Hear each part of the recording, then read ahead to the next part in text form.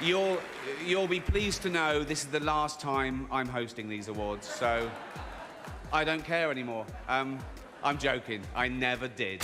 Ah, Ricky, if there's one person who truly destroys the woke culture effortlessly, it's him. He doesn't hold back. In fact, he frequently exposes Hollywood's elite for their fake virtue with jokes and strong comments. Just take a look at this. And now the old-fashioned, they go, oh, they want to use our toilets. Why shouldn't they use your toilets? For ladies. They are ladies. Look at their pronouns. What about this person that isn't a lady? Well, his penis. Ricky Gervais is clear on his views about trans ideologies, standing firm in his belief in basic biology rather than bending to what's deemed politically correct. To him, joking about any group should be allowed, and he sees no reason to join the push for political correctness. Though his comments on the trans community have sparked strong backlash, Gervais remains committed to speaking out against what he views as the excesses of woke culture.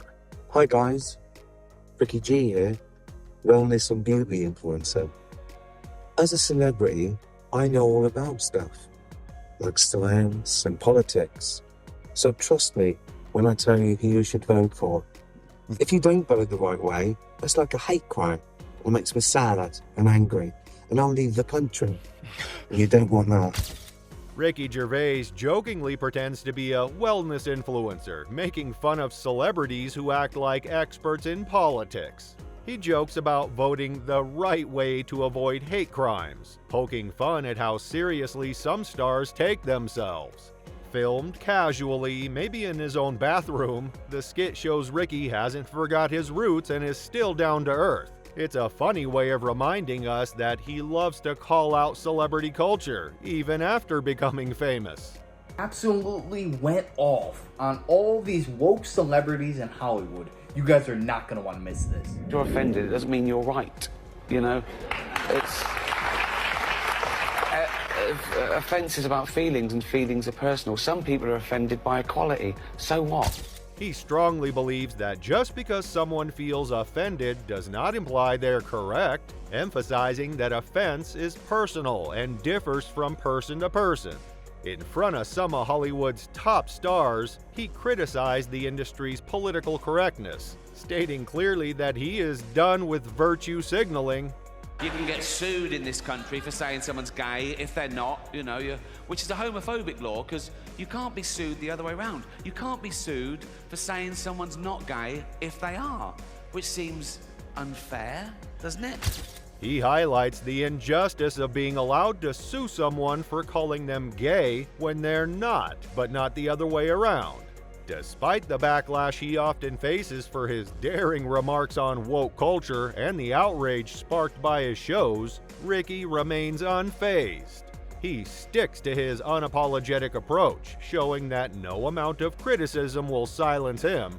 And I go, now Caitlyn Jenner, of course, and what a year she's had, became a role model for trans people everywhere, bravely breaking down barriers and destroying stereotypes. She didn't do a lot for women drivers. Last year, Ricky Gervais got a lot of criticism for things he said on Netflix, including his comments about dead-naming Caitlyn Jenner. Dead-naming occurs when people think it's inappropriate to refer to a transgender person by their former name. Ricky disagrees, questioning why people are afraid to disturb others or follow the rules. He doesn't want to just fit in and calls out how these rules don't make sense. His views upset some people, but he sticks to his beliefs.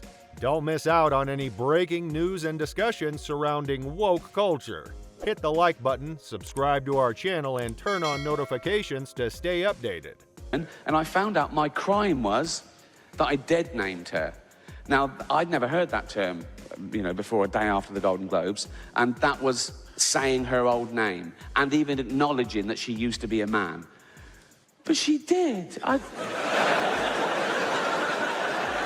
saw him on the Olympic Games. It was Ricky Gervais casually shares his strong opinions on the issue, revealing that his crime was dead-naming Caitlyn Jenner.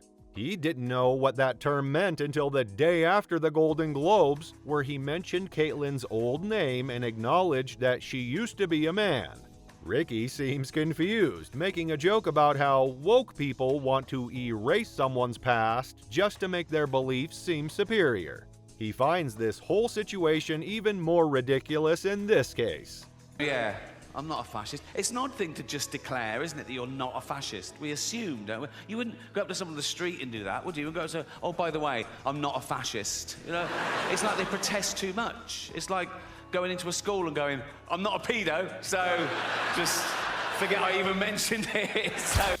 Bruce Jenner was known by that name for 58 years. So even though Caitlyn Jenner is well known now, Bruce's past isn't fully erased.